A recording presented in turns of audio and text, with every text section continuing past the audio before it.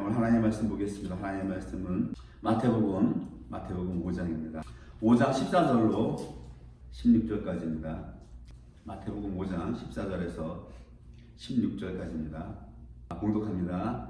너희는 세상의 빛이라. 산에 있는 동네가 숨기우지 못할 것이요 사람이 등불을 켜서 말 아래 두지 아니하고 등경 위에 두나니 이러므로 집안 모든 사람에게 비치느니라. 이같이 너희 빛을 사람 앞에 비치게 하여 저희로 너희 착한 행실을 보고 하늘에 계신 너희 아버지께 영광을 돌리게 하라. 아멘. 지난주에 주님께서 너희는 세상의 소금이라고 했죠. 언약 백성이라고 하는 것입니다. 언약 백성. 오늘 본문은 그 언약 백성들에게 주님이 뭐라고 말씀하시냐면 너희가 세상의 빛이라고 말씀을 하십니다. 주님께서 이렇게 말씀하세요. 원래 빛이 누구십니까? 예수님이세요. 하나님이십니다. 창세기 1장 3절에 하나님이 가라사대 빛이 있으라 하시매 빛이 있었고 그 빛, 그 오루가 바로 예수 그리스도였어요. 그 빛이 하나님 보시기에 좋았더라. 하나님이 빛과 어둠을 나누사. 근데 하나님 왜 빛이 있으라고 하셨습니까? 그 앞전 2절에 땅이 혼돈하고 공허하며 흑암이 깊음 위에 있고 하나님의 신은 수면에 운행하시니라 라고 되어 있었죠. 땅이 누굽니까? 사람입니다. 특별히 창세기 여기에서는 그리스도의 신부 교회를 가리키고 있는 것이에요. 그러니까 신부가, 교회가, 그 여자 네케바가 죽어 있어요. 그 죽어 있는 상태가 혼돈, 공허, 흑암입니다. 죽은 신부가 살아나려면, 더 나아가서 영원히 사는 영생을 얻으려면 반드시 남편 예수 그리스도가 죽은 신부에게 와야 합니다.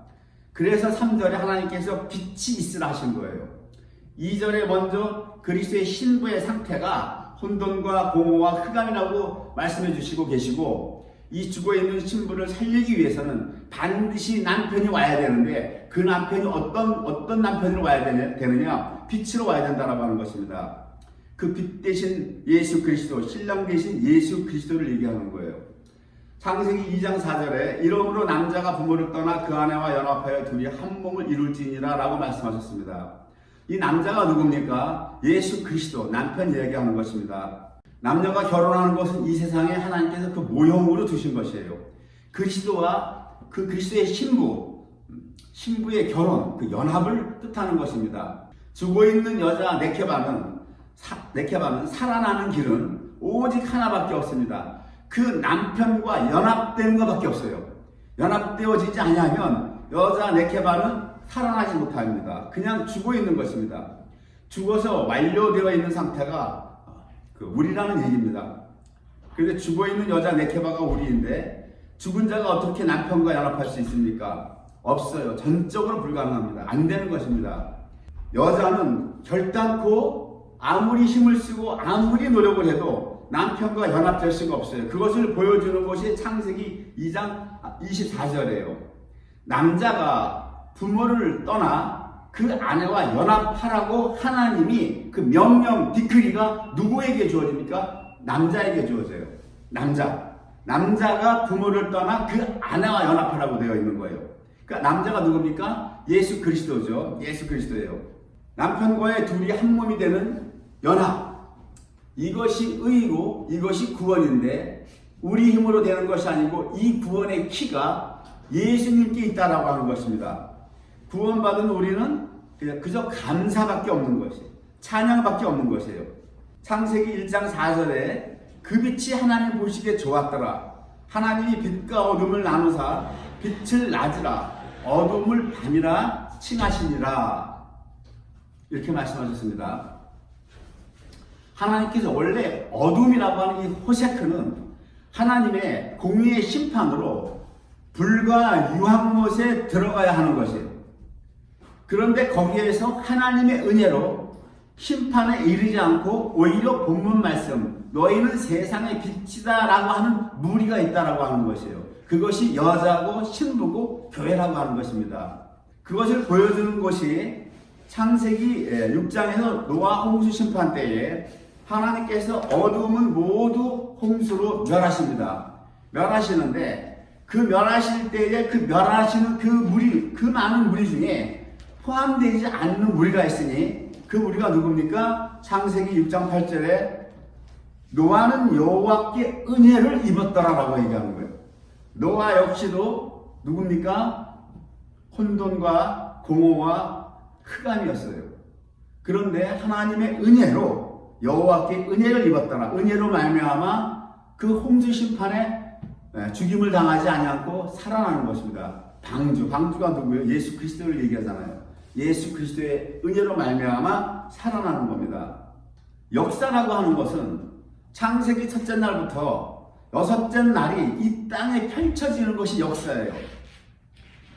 그래서 계시록 22장 13절에 주님께서 뭐라고 말씀하셨습니까? 나는 알파와 오메가라고 하는 것입니다. 나는 시작과 끝이다. 처음과 나중이다라고 하시는 것입니다. 주님은 창세기에서 계시록을 말씀하시는 거예요. 알파, 오메가, 처음과 나중, 시작과 끝이라고 하시는 것입니다. 이 역사는 창세기 첫째 날에서부터 여섯째 날까지 역사가 펼쳐지는 것이, 그 여섯째 날의 역사가 이루어지면 그 여섯째 날의 역사, 천년왕국이 주님께서 아버지께 드릴 때에 요한계시록 22장에 새하늘과 새 땅이 열려지는 것으로 성경은 끝난다고 기록되어 있어요. 즉 다시 얘기해서 이 역사라고 하는 것은 택한 자, 하나님이 창세전에 택한 자가 예수께 돌아와서 성전이 되는 것, 빛이 되는 것, 그 아내가 되는 것, 이것이 역사의 존재 이유예요. 사도행전 13장 48절에 보면 바울 사도께서 그 비시디아 안디옥에 가서 복음을 전하죠. 복음을 전할 때 어떻게 누가가 사도행전에 이걸 기록하고 있습니까? 이방인들이 듣고 기뻐하여 하나님 말씀을 찬송하며 영생을 주시기로 작정된 자들은 다 믿더라. 영생을 주시기로 작정된 이 자들이 다 믿는 것, 이것이 이 역사 속에 펼쳐지는 이유고 역사가 이래서 존재한다라고 하는 것입니다.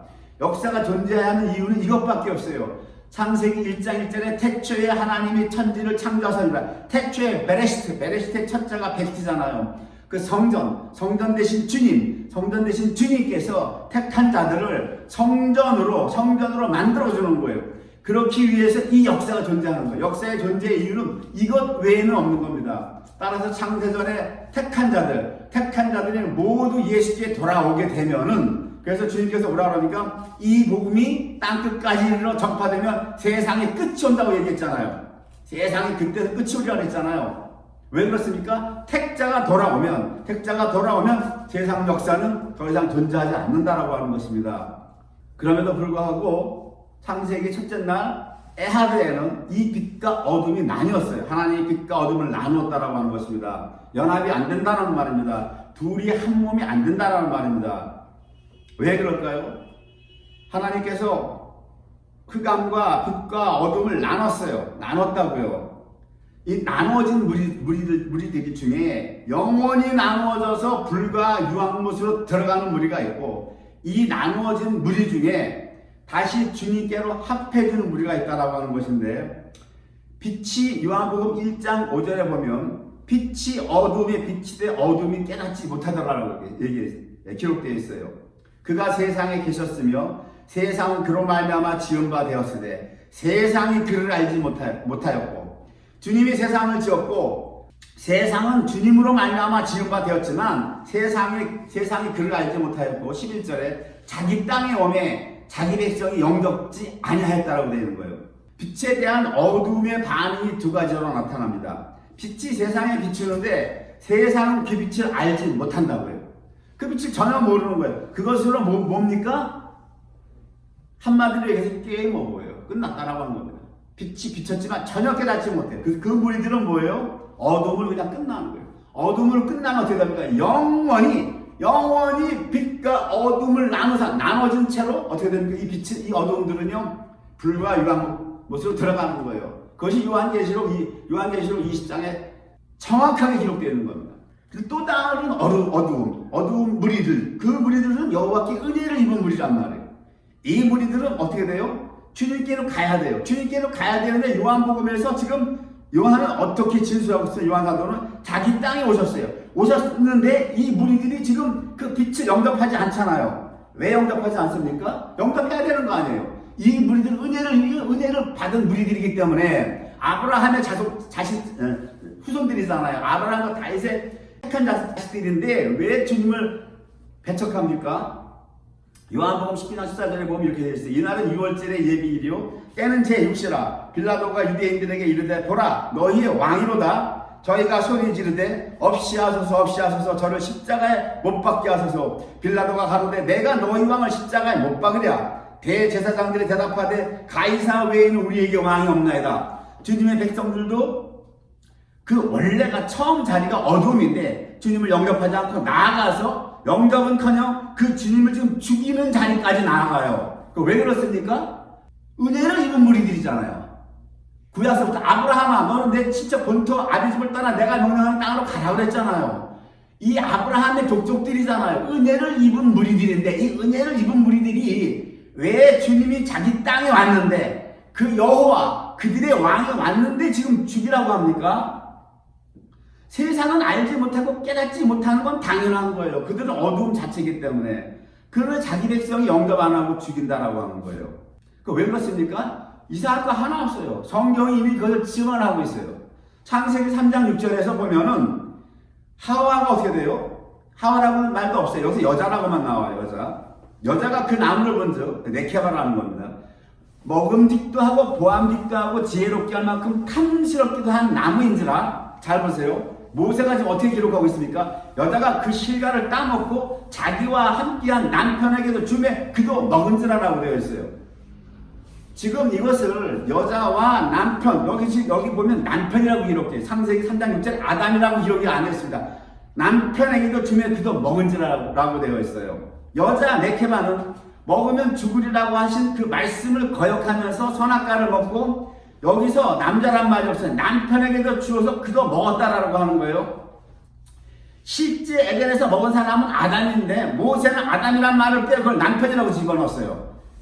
즉 여자 네케바 우리예요. 우리 네케바는 남편 예수 그리스도에게도 선악과를 주어서 그걸 먹게 해서 죽음의 사망으로 몰아넣는 것이 네케바라고 하는 것입니다. 그러니까 이거 뭐예요? 교회를 있게 하실 예수께서 자기 신부에게 맞아 죽는 형국으로 새 창조가 완료되는 것을 보여주는 것이 창세기 3장 6절인 거예요. 아담이 왜 이걸 먹었느냐? 줬으니까 먹었잖아요. 여자가 줬는데 먹었다라고 하는 것은 바로 이 얘기를 하는 거예요. 선악과를 먹는다는 것에서 그 남편이 선악과를 먹었다는 것에서 계속 리듬이 계시로 보여주고 있는 것입니다. 그래야 구원의 이 메커니즘이 완성이 되는 겁니다. 그러니까 내가 예수 죽인 자가 돼야 되는 거예요. 내가 남편을 죽인 자가 되는 것입니다. 오늘 본문 너희는 세상의 빛이다라고 하셨는데 내가 세상의 빛이라는 것을 깨닫기 이전에 먼저 내가 남편을 죽인 여자, 내가 그 네케바라는 것을 알아야 된다라고 하는 거예요. 이때 마태복음 3장 13절에 보면 이때 예수께서 갈릴리로서 요단강에 이르러 요한에게 세례를 받으러 하셨는데 요한이 말려가로되 내가 당신에게 세례를 받아야 할 터인데 당신이 내게로 오시나이까 이래요. 원래 세례는 누가 받는 것입니까? 세례를 죄인이 받습니까? 의인이 받습니까? 세례는 죄인이 받는 거예요. 세례는. 근데 주님이 죄인입니까? 아니에요. 주인은 의인이잖아요. 주님께서는 의인이시고 빛이에요.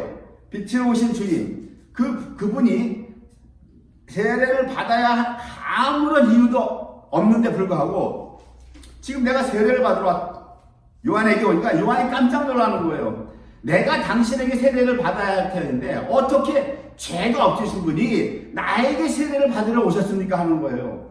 주님이 뭐라고 그럽니까? 15절에 이제 허락하라. 이같이 우리가 이와 같이 하여 모든 의의를 이루는 것이 합당하니라 하는 거예요. 하나님이 정하셨다고요. 창세전에 이미 정하신 거예요. 남편은 이 신부에게 죽임을 당하는 거예요. 남편이 여자 네케바가 준 선악과를 먹고 죽는다고요. 죽어야만, 남편이 죽어야만, 죄인으로 죽어야만 어떻게 돼요? 신부를 살려내는 거예요. 이 구원의 메커니즘이 이렇게 됐다고요. 그렇기 때문에 지금 예수님이 요한에게 내가 세례를 받겠다라고 하는 건 뭐예요? 내가 너희들이 먹은 선악과, 그 선악과를 내가 먹어서 내가 죄인이 돼서 내가 세례를 받겠다라고 하는 거예요. 이거를 모르니까 왜 의인이 주님이 세례를 받아야 되느냐, 이 문제를 못 풀어낸다고요. 그러니까 복음서 갖고는 안 풀리는 거예요. 모든 것이 서신서와 구약의 토라, 율법서를 같이 봐야 이게 풀린 거란 말이에요. 이것이 복음이라는 것이. 그렇게 종합적으로 안 보고 풀면 그냥 그 한 말씀만 가지고 풀면은 이게 곡해가 되고 엉뚱하게 문제가 이게 해석이 되어지는 거라고요. 그래서 지금 서신서에서 뭐라고 그래요? 바울 사도가 고린도서에서 뭐라고 그래요? 죄도 없으시고 죄를 알지도 못하시는 그 주님께서 죄인이 되셔서 지금 요단강에서 세를 받고 있다라고 표현하는 거예요. 우리를 위해서 대속하셨다라고 하는 거예요. 주님께서 이렇게 십자가 지시고 나를 위해 돌아가시고 장사되어지고 부활하셔서 구원을 완성하시는 거예요. 그리고 성령을 우리 속에 내주하게 하셔서 우리가 빛이 되었다라고 하는 겁니다. 이것이 창세기 6째 날 우리가 우리의 형상대로 우리의 모양대로 사람을 만들다. 하나님의 형상 예수 그리스도, 하나님의 형상 예수 그리스도를 우리에게 혼돈과 공허와 흑암인 네케마에게 죽어있는 신부 여자에게 예수 그리스도의 형상을 집어넣어서 그 예수 그리스도의 형상과 같은 모양 때부터가 되게 하신 것이 6째 날이란 말이에요. 육체의 생명은 피에 있다고 합니다. 레위기 17장 11절에 보면 내가 이 피를 너에게 주겠다는 거예요. 이 피를 너에게서 단에 뿌려 너희의 생명을 위하여 속하게 하였나니 생명이 피에 있으므로 피가 죄를 속하느니라. 무슨 뜻입니까? 피와 생명이 지금 레위기에서 같다라는 거예요. 피와 생명이 같다라고 하는 거예요. 이 피가 너희의 죄를 속했기 때문에 피에는 반드시 그 생명이 있다. 예수님이 흘리신 피에는 예수의 생명이 있는데 그 생명이 너희 속에 들어갔다. 그 생명이 곧 성령이라고 하는 겁니다, 여러분. 그래서 내가 항상 삼위일체로 주님과 성령을 나누지 말라고 하는 거예요. 삼위일체로 나눠버리면은 여러분들 성령과 예수를 나눠버리는 거예요. 성경은 뭐라고 얘기합니까? 피와 생명이 같다라고 해요. 육체의 피에 생명이 있다. 예수님이 우리를 위해 피를 흘렸다. 피를 흘리시고 우리의 죄를 사하셨다. 여기까지만 복음이 아니란 말입니다. 그 후에 뭐예요? 그 피 안에 있는 예수의 생명이 우리 속에 들어왔어요. 그래서 오늘 본문에 주님이 너희는 세상의 빛이라고 하는 거예요. 죄만 사함받아 갖고는 빛이 안 되는 겁니다. 그 생명이 예수의 생명이 우리 안에 들어왔기 때문에 주님이 너희는 세상의 빛이라고 하십니다. 산상수훈에서 주님이 이 무리들 보고 말씀하실 때는 아직 십자가 안 주셨어요. 그렇죠? 십자가 안 주셨는데 이 말씀하는 것은 이미 주님이 십자가를 지시고 구속 사역을 완성하신 후에 있을 일을 지금 미리 말씀하시는 거란 말이에요. 그러니까 여기 이스라엘은 택한 민족이죠. 이스라엘 택한 민족이 원래 뭐예요? 우리는 이방에서 구원받았어요. 이방에서. 로마서에서 뭐라고 해요? 우리가 돌감람나무라고 해요. 돌감람나무. 원감람나무라고 그러잖아요. 지금 이스라엘이 원래 접붙여진 원액이란 말이에요. 원액에 접붙여진. 그러니까 성경에서 뭡니까? 이스라엘이 네케마의 신부라고요. 우리는 이방에서 접붙여진 자들이고 성경에서 얘기하는 이스라엘이 원래 예수의 네케마의 신부란 말이에요. 그렇기 때문에 요한복음에서 뭐예요? 예수의 신부들이 예수를 죽이는 거예요. 왜 죽입니까? 창세기에서 나와 있잖아요. 선악과를 먹고 그 선악과도 남편에게 주어 남편을 먹어서 죽이게 하는 거란 말입니다. 이것이. 그래서 율법과 복음서가 똑같이 이루어져야 돼요. 성경이 통일성이라고 통일성. 만약에 주님이 이 하와가 선악과를 안 줬다고 하면, 안 줘서 안 먹였다고 하면 이 백성들이 다 주님을 영접해야 되겠죠. 그렇죠? 주님을 영접해야 되겠죠. 그렇지 않다라고 하는 겁니다. 그래서 이 구약의 율법 그대로 역사가 이루어지는 거예요. 신부는 남편을 죽이는 겁니다. 남편을 죽이는 거예요. 선악과를 줘서 그 남편도 먹은지라 아담이 죽는 거예요. 아담이 죽는 거라고요. 남편이 네케마를 위해서 그 선악과의 죄를 대신 뒤집어 쓰고 죽는 거란 말이에요. 구원의 메커니즘이 이렇게 되어 있는 거예요. 그리고 이제 우리 안에 성령을 주셔서 우리가 세상의 소금과 세상의 빛으로 만들어 주셨어요. 드디어 예레미야와 에스겔서의 언약하신 새 언약을 주님이 만들어 주셨다고요. 이 아마 복음의 최고의 오늘 클라이막스입니다. 오늘 너희가 세상의 빛이라고 하는 것은요, 복음의 최고의 클라이막스예요. 나에게 주어지는 세상의 소금으로서 내가 팔복을 살고 있는가? 세상의 빛으로서 살 수 있게 나는 기름을 언제나 준비해서 불을 켜는가?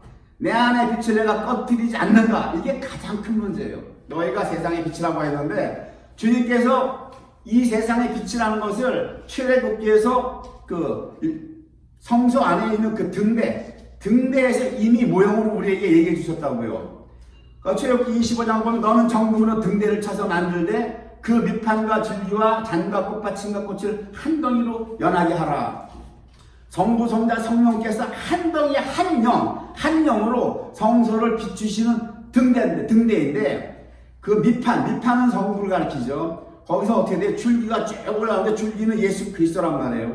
그 다음에 뭡니까? 성소, 잔과 꽃받침, 꽃 이것이 쫙 있죠. 성령, 성부, 성자, 성령을 이야기하고 있어요. 근데 그 옆에서 가지가 셋씩 올라오죠. 셋씩 나오는 것이 우리란 말이에요. 예수 그리스도를 말미암아 그 신부들이 그 덧붙인 데서 그 등대에 같이 따라 나온단 말이에요. 그래서 주님이 말하는 너희는 세상의 빛이라고 하는 거예요. 세상은 빛이 아닌 거예요. 세상은 여전히 어둠이라고요. 세상은 혼돈과 공허와 흑암이라고요. 근데 우리만 등대가 되는 거예요. 빛이 되는 거예요. 등대를 만들어주신 목적이 있어요. 빛을 만들어주신 목적이 너는 정금을 쳐서라고 하는 이 미크사라고 하는 이 히브리어가 mem코프 신해요. mem이라고 하는 그 진리신 예수께서 호프, 소망을 가지고 다시 세운다라고 하는 겁니다. 무엇으로 세운다라고 하는 거예요? 어떻게 세운다라고 하는 거예요? 그분의 그 실존, 그 생기로 해가 그 생기 실존이죠. 누구예요? 성령이란 말이에요. 성령으로 우리를 바로 우리를 바로 인도하시는 것. 이 땅에서의 삶을 주님께서 당신의 부활하신 성령으로 우리를 올바로 인도하시는 것. 이 소망을 가지시고 주님이 다시 세운다라고 하는 거예요. 이것이 히브리어 너는 정금을 쳐서 자하부 미크사 이 히브리어 단어가 갖고 있는 각 단어들을 파악하면 이 뜻이 되는 거예요. 우리가 등대가 되었어요. 너희는 세상의 빛이라고 했는데 우리는 세상의 빛인데 우리가 주님이 원하시는 소망 그분의 성령으로 우리를 인도하시기 원하는 그 소망을 가지시고 계시는데 우리가 성령으로 인도함 받느냐 못 받느냐 이것이 가장 중요한 거란 말이에요. 지성소는 우리의 영이 구원받은 거고 이 등대는 왜 성소에 두셨습니까? 지성소에는 이 등대가 없어요. 지성소에서는. 왜요? 지성소는 우리의 영인데 영은 구원받았다라고 하는 거예요. 에베소에서 바울사도가 뭐라고 합니까? 이 영이 구원받은 것은 은혜라고 그러잖아요. 너희가 그 은혜로 말미암아 구원을 얻었으니 이것이 하나님의 선물이라고 하는 거예요. 영의 구원은 은혜로 받은 선물이에요. 이미 하나님께서 젖과 꿀이 흐르는 땅이 되게 하셨다고요. 우리 안에 가나안 땅이 원래 가나안 땅은 원래 무슨 땅이에요? 가나안 땅은 7 족속이 있었잖아요. 악한 7 족속들이 그 안에서 쉐입이 안식을 하고 있었단 말이에요. 안식을 누리고 있는 그 땅. 창세기 1장 2절 똑같은 얘기예요. 호세크. 우리가 흑암이고 어둠이고 공허란 말이에요. 공허. 이걸 다시 돌려서 영적으로 돌려서 얘기하면 가나안 7 족속이 왜 7수를 하나님 말씀하시니까 안식이에요. 안식하고 계시는데 하나님이 이것들을 내어쫓고 하나님께서 성령이 우리 안에 들어오셔서 내가 기필코 그들을 내어쫓고 내가 안식하시겠다고 하는 거예요. 죄로 말미암아 이것들이 들어와서 우리 안에서 안식하고 있었는데 하나님께서 땅 얘기만 하세요. 그냥 네네 내가 그 땅 준다. 그래서 그 땅을 가보니까 어떻게 돼서 여호수아랑 가보니까 적들이 우글우글 하잖아요. 그거 다 진노에 죽이라. 우리 안에 있는 적들이에요. 그것들이에요. 우리 안에서 편안하게 안식을 하고 있었어요. 다 죽이라고 하는 거예요. 그걸 죽이고 그 다음에 뭐예요? 주님이 우리 안에 오셔서 안식하시겠다고 하는 거예요.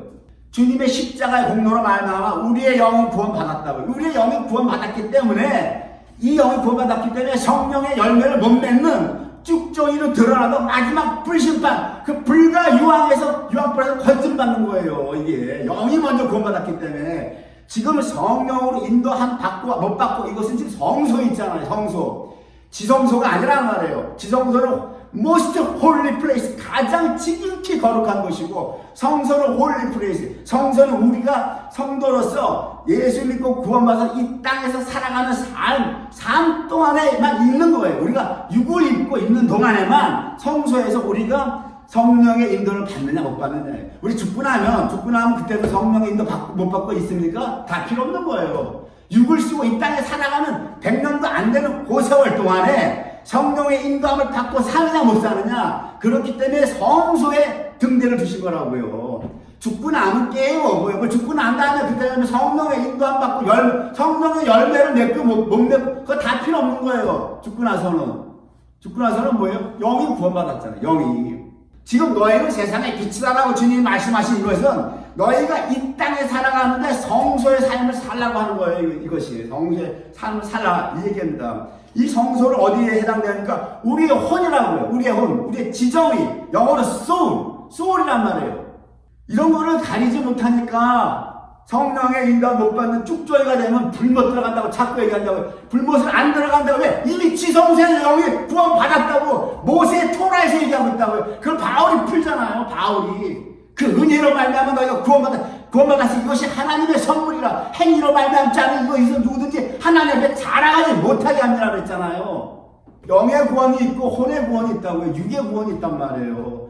구원을 하나로 뭉뚱그려서 보지 마세요. 나눠서 봐야 된단 말이에요. 여러분들 다 영의 구원 받았어요. 문제는 저와 여러분이 이 땅 살아가면서 성소의 삶을 사느냐 못 사느냐 해서 우리가 주님 앞에서 깨끗한 거룩한 신부냐 알곡이냐 쭉정이냐로 갈라진다고요. 쭉정이는 뭐예요? 천년한 거 못 간다라고 하는 천년한 거 절대 못 들어가요. 버림받잖아요.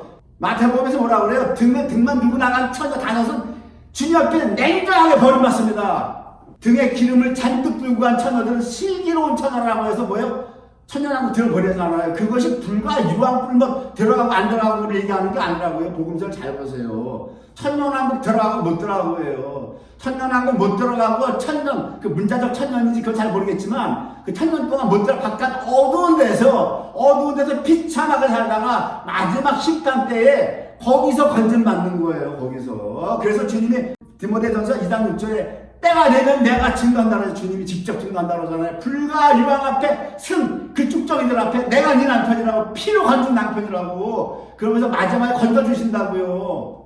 내가 자꾸 이걸 재방송하는 이유는 하도 요즘에 예수 잘못 믿으면 지옥 간다가 대세가 됐기 때문에 이걸 내가 바로 잡아야 되겠다 하는 그 사명감에서 자꾸 지금 재방송하는 거예요. 또 선포하고 구원론에 대해서 헷갈리면 안 된단 말이에요. 그 다음에 뭡니까? 그 성소의 불을 뭐라 그래요? 꺼뜨리지 말라고 그랬어요. 주님이 제사에서는 번제, 제일 먼저 나오는 게 번제죠. 번제는 상번제, 하번제로 끊임없이 드리라고 그랬어요. 번소와 속속에서 화제, 소제, 화목제, 속건제, 속제제는 자기가 드리려고 하는 마음이 들 때 드리면 되는데 번제는 제사장들한테 끊임없이 그걸 끊이면 안 돼요. 상번제, 하번제를 드려야 되고 이 성소에 있는 이 등대에 이 불을 꺼뜨리지 말라고 그랬어요. 각자에게 명령이 떨어져요. 꺼뜨리지 않기 위해서 어떻게 해요? 감람류를 준비하라고. 감람류를 준비해서 이 불을 꺼뜨리지 않는다는 것이 지금 어떻게 해석이 돼야 되니까 기도밖에 없다라고 하는 거예요. 기도해야 우리가 이 불을 안 꺼뜨린다라고 하는 거예요. 기도해야 하루 24시간 주셨으면 10분의 1, 2시간 40분 기도해야 된다는 거예요. 기본적으로. 참 어렵죠. 말은 쉬워요. 2시간 40분 매일 끊임없이 할 수 있는 사람이 있어요? 그러니까 우리가 다 뭘로 드러나는 거야? 전부 다 지금 쭉정이로 드러나는 거야. 주님이 우리를 등대로 만들어 주셨어요. 세상의 빛으로 만들어 주셨는데 이 빛의 불을 우리가 꺼뜨리느냐 안 꺼뜨리느냐, 이거는 우리 몫이라고요. 우리 몫이란 말이에요. 누구 몫이에요? 우리 몫이에요. 우리 몫. 이런 것도 모르고 주님이 너희는 세상의 빛이라고 그러니까 산상수 지금까지 어떻게 해석했습니까? 세상 나가서 빛의 역할을 하라고요. 이때까지 천편일률적으로 이렇게 해석했다. 무슨 세상 나가서 빛의 역할을 해요? 세상은 안 변한다니까요.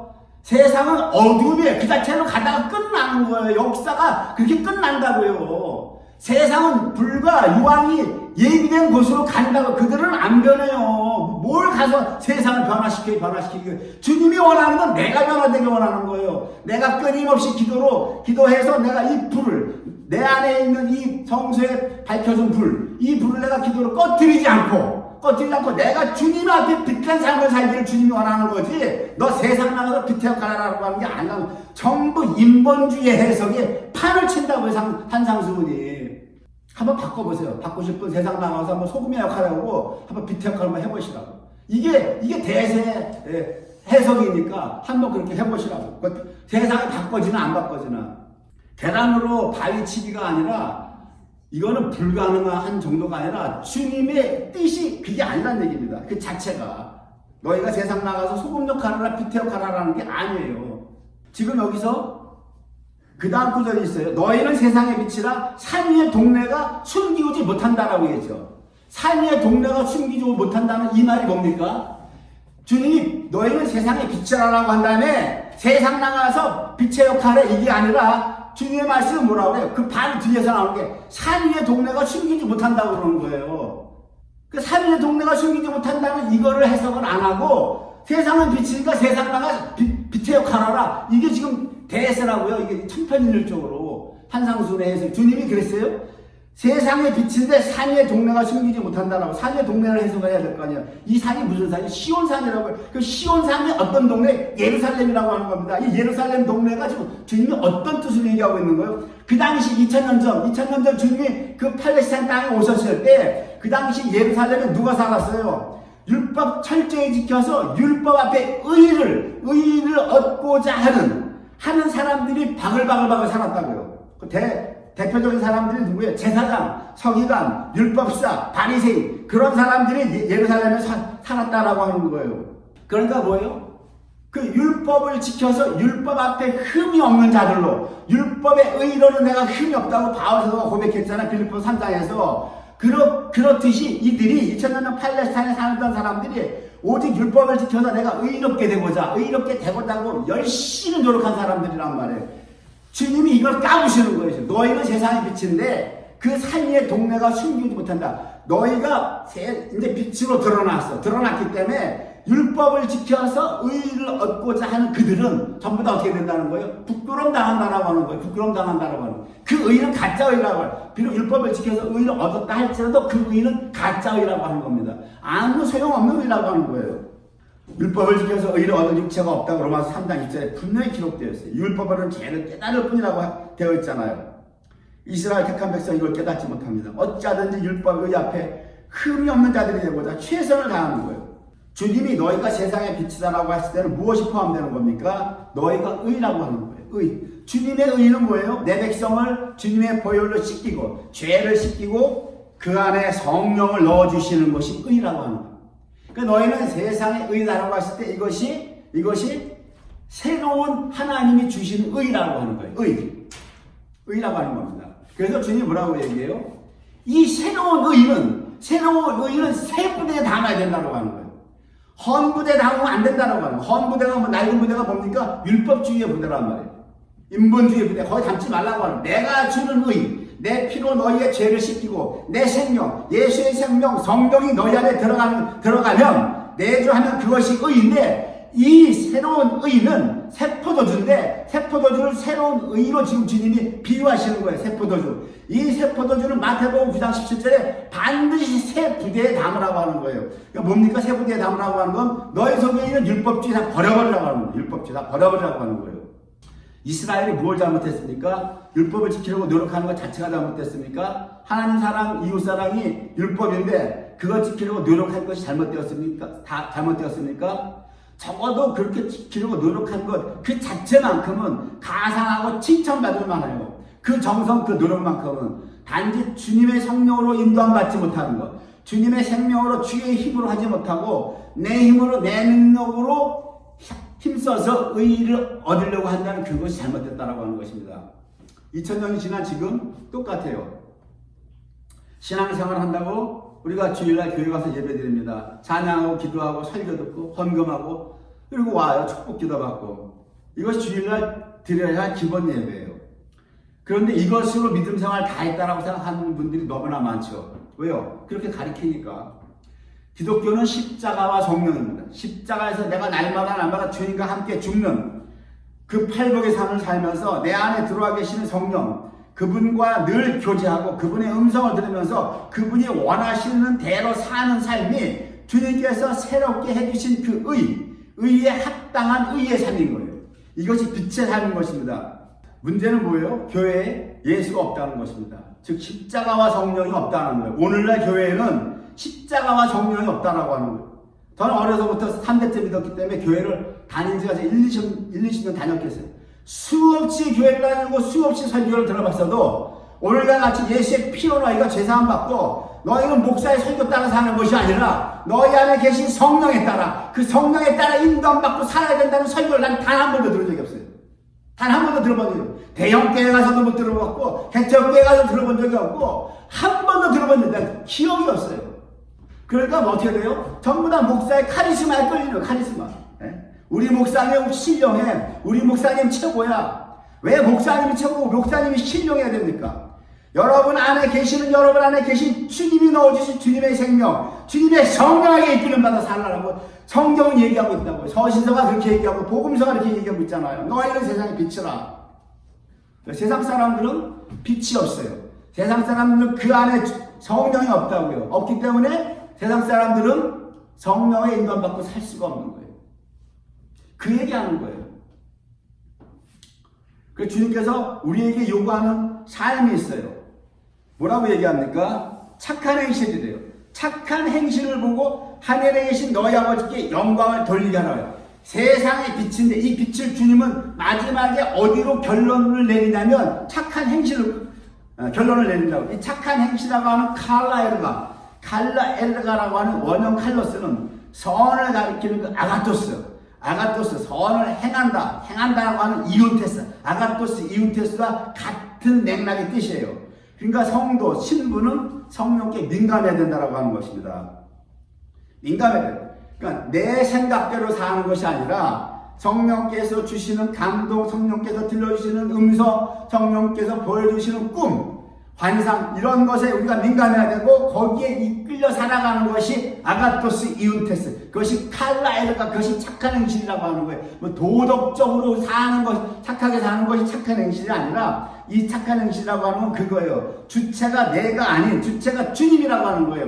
주님이 우리 안에 주신 성령께서 이끄는 대로 살아가는 삶, 그것이 칼라에르가라고 하는, 그것이 선을 행한다고 하는 거예요. 그것이 아가토스 이운테스라고 하는 거예요. 주님이 그걸 얘기하는, 너희는 세상의 빛인데 너희 마음대로 살지 말고 너희 안에 계신 성령께서 이끄는 대로 살아가라. 그것이 착한 행실이라고 하는 것입니다. 그러면서 주님이 지금 뭐라고 얘기하세요? 마태복음 5장 20절에 내가 너희의 이루리, 너희 의라고 하는 건 뭐예요? 주님이 새롭게 넣어준 새 의잖아요. 새 포도주잖아요. 새 포도주. 새 포도에 담는 새 포도주. 내가 너희 피로 너희 죄를 사하고 성령을 너희 안에 주었어. 이것이 너희의 의인데 이 의가 서기관과 바리새인보다 더 낫지 못하면 결단코 천국에 들어가지 못하리라. 서기관과 바리새인들은 뭐예요? 주님이 넣어준 의가 없단 말이에요. 이들은 주님을 십자가에 못 박아서서 했잖아요. 주님을 죽였고 이들은 자기 힘으로 율법을 이루려고 노력했잖아요. 자기 힘으로 하나님 사랑, 이웃 사랑을 하려고 했던 거죠. 이들은 이 의보다 내가 새롭게 넣어준 의, 너희 죄를 사했고 너희 안에 성령을 넣어줬는데 어차피 새 계명, 주님의 계명도 새 계명도 하나님 사랑, 이웃 사랑이 똑같아요. 이들은 그 성령의 인도함 받지 못하는 자기 힘으로 하는 하나님 사랑, 이웃 사랑을 하려고 노력한단 말이에요. 이 서기관과 바리새인 의보다 내가 만들어준 의가 더 낫지 못하면 천국에 못 들어간다고 하는 겁니다. 이것이 하나님 사랑, 이웃 사랑은 똑같이 해야 되는데 이 말을 뒤집어 보면 무슨 얘기입니까? 너희가 영적으로 눈이 어두워서 기도하지 않고 너희가 성령의 인도함 받지 못해서 너희가 성령의 인도함대로 사는 것이 선한 일 아가토스 이운테스고 그것이 착한 행실 칼라에르가인데 그것이 바로 선한 행실이고 그것이 착한 행실은 곧 하나님 사랑, 이웃 사랑이란 말이에요. 그 하나님 사랑, 이웃 사랑을 너희가 기도를 안 하고 너희가 영적으로 소경이 돼서 깨닫지 못하고 너희가 그 하나님 사랑, 이웃 사랑을 못하면 그 너희 의가 바리새인들, 서기관들은 아예 장례면 영적 소경이라고 하나님의 인도함을 받지 못하니까 그 의보다 낫지 못하면 결단코 천국에 들어가지 못한다라고 하는 거예요. 무서운 말인가? 무서운 말이에요, 이 말이. 그냥 기도 안 하고 주님의 음성에 민감하지 못하면 우리가 어떻게 돼요? 내 생각대로 사는 내 생각대로. 지금 우리가 바리새인과 율법사들, 서기관들이 한 의보다 낫다고 자신하고 섬기고 나온 사람 있어요 지금? 내가 날마다 무릎 꿇고 내가 기도함으로 말미암아 주님이 내 안에 넣어주신 성령에 민감하게 내가 반응해서 주님 성령께서 행하실 때 내가 살아가는 성도 대한민국에 몇 명 되냐고요 지금. 목사들도 못 살아. 목사들도 그 천국, 무슨 천국을 들어가려고 전부 다 그 나라다 버림받을 사람들이 태반인 거, 이게. 안 그러냐고, 너희는 세상의 빛이라고 하니까, 뭐 세상 나가 득대는 상상, 그 쓸데없는 소리들 하지 말고, 헛소리 하지 말고, 무슨 세상 나가 빛의 역할을 하라고 주님이 언제 얘기했어요. 마귀가 성령론을 죽여가지고, 겨우 인격으로 포장했어. 성령은 인격이야.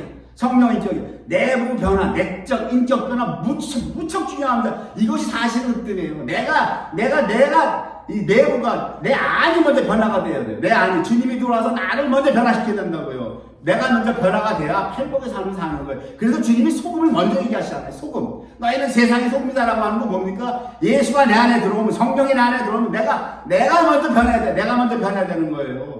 내가 바뀌어야 된다고. 그 후에 뭐예요? 성령의 민감한 음성을 듣고 성령께서 시키는 대로 따라가는 삶. 그 다음이 뭐예요? 너희는 세상의 빛이다라고 나오잖아요. 주님이 원하시는 것은 내가 뭐 능력을 휘둘러가지고 뭐 예수의 이름으로 예수의 능력과 예수의 권세가 내게 임해서 뭐 귀신을 쫓아내고 뭐 주님 그거 다 원하시는 거예요. 다 원하시지만 주님이 가장 원하시는 것은 내 안이 먼저 변하기를 원하세요. 내 안이 먼저 변하기를 원하신다고요.